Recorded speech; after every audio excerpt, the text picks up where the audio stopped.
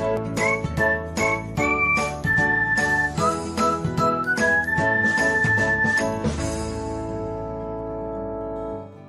everyone, welcome back to another episode of Technologyglance.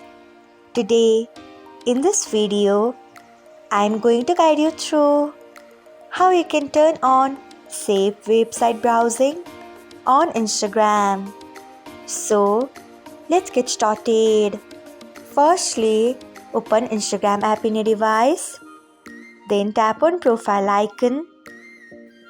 Next, tap on three lines icon. After that, tap on settings and privacy. Then scroll until you find website permissions. Next, tap on it. After that, tap on browser settings. Then scroll until you find safe website browsing. Then turn on it by tapping on it.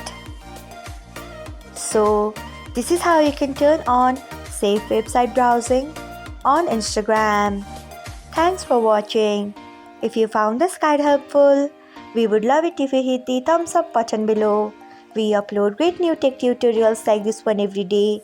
So, do not forget to subscribe to our channel and hit the bell icon so that you'll never miss another update.